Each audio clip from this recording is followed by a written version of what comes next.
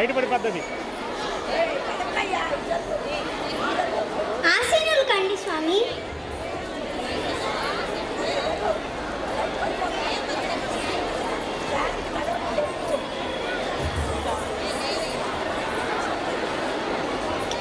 ఎవరక్కడ? నేను రాశిగా పోసిన బంగారాన్ని తీసుకురండి.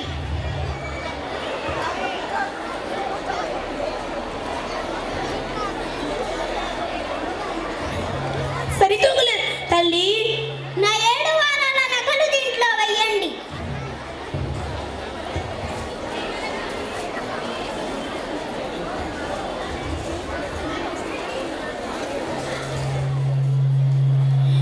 ప్రయోజనం లేదు తల్లి. సమంతకమని ప్రసాదించిన బంగారాన్ని దీంట్లో వెయ్యండి.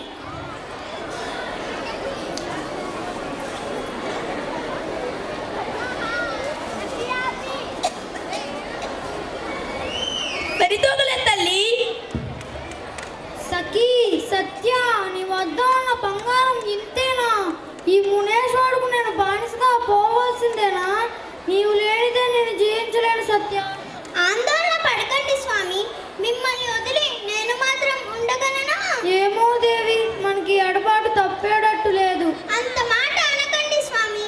నారద మహర్షి విలువైన వస్తువులను కూడా తుయ్యవచ్చా? అలాగే ప్రయత్నించు దేవి. ఇటు రండి. విలువైన వజ్రాలు మనులతో కూడి ఉన్న నా సమస్త సంపదను తీసుకురండి. సరితూగలేదు తల్లి. అంతా మోసం. నా నాదుడు అంత బరువు ఉంటారా? గోవర్ధనగిరిని తన చిటికిన వేలుతో మోసిన పరమాత్మని బరువు తూయగలవా దేవి? ఆ విషయం నాకు మీరు ముందే ఉపదేశించలేదు కదా. ఇన్ని రోజులు ఆయనతో ఉండి తమర పరమాత్మని అర్థం చేసుకుంది ఇంతేనా? నారద మహర్షి, నా అపరాధాన్ని మన్నించండి. నాదా, మిమ్మల్ని దాస్యముక్తుల్ని చేసే ఉపాయాన్ని ఆదేశించండి. నా అహంకారంతో నా ప్రాణానికి ప్రాణమైన మిమ్మల్ని ఇబ్బంది పెట్టినందుకు క్షమించండి స్వామి. సత్య, ఎంతో మంది ధనవంతులు మనసులో భగవంతుని ఎడల భక్తి లేకపోయినా బంగారాన్ని వజ్ర వైడూర్యాలను కానుకగా సమర్పిస్తారు. కానీ భగవంతుని ఎడల భక్తి భావన కలిగి ఒక ఫలాన్ని పుష్పాన్ని సమర్పించినా అది భగవంతుని చేరుకుంటుంది. ఇది గ్రహించక చాలామంది నీలాగా ప్రవర్తిస్తారు. నిజమే ప్రభు. నా తదుపరి కర్తవ్యాన్ని ఉపదేశించండి ప్రభు. నీవు వెంటనే రుక్మిణీదేవి వద్దకు వెళ్ళి నా పరిస్థితిని వివరించి నీ వెంట తీసుకొని రా. నా మాటలతో చేతలతో రుక్మిణీదేవిని ఎన్నోసార్లు అవమానించాను. ఇప్పుడు నా మొర ఆలకిస్తుందంటారా? దేవి, రుక్మిణీదేవి గురించి నీకు ఇంకా తెలీదు. ఆమె సాక్షాత్తు మహాలక్ష్మి స్వరూపం.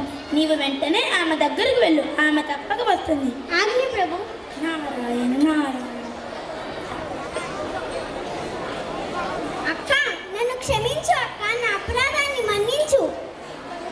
లే సత్య, ఏమి జరిగింది? ఎందుకు నువ్వు ఇలా రోధిస్తున్నావు? నా అహంకారంతో మన నాదుని ఆ నారదునికి దానమిచ్చాను.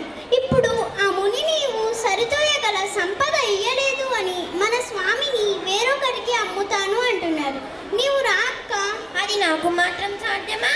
అంత మాట అనకు అక్క. ఈ సమస్యను పరిష్కరించగలదానివి నీవేనని, ఆ జగన్నాథుని సరితూయగల సంపద నీ దగ్గర ఉందని మన స్వామి నిన్ను తీసుకురమ్మన్నారు. అలానా? మన స్వామి చెప్పిన మాట శిరస వహించవలసిందే. పద చెల్లి.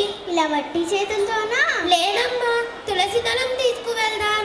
తులసి దళమా? అవును, తులసి దళమే. తులసి దళం అంటే హరికి చాలా ఇష్టం. తులసి మాత, మా నాథని మాకు దక్కించు.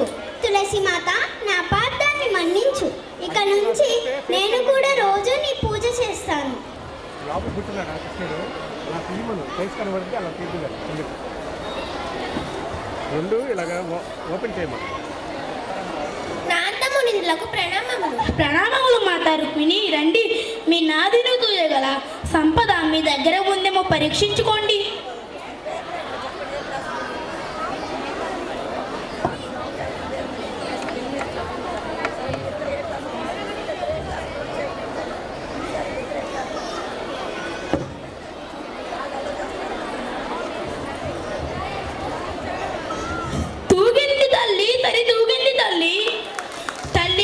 సత్యభామ, నేను చెప్పేది అర్థం చేసుకో. నేను ఏ పని చేసినా అది అది లోక కళ్యాణం కోసమే చేస్తాను. చేయునది చేయించినది మాత్రమా పరమాత్మనే. భగవంతుని భక్తితో మాత్రమే గెలవగలము అని చెప్పడమే నా ఉద్దేశము.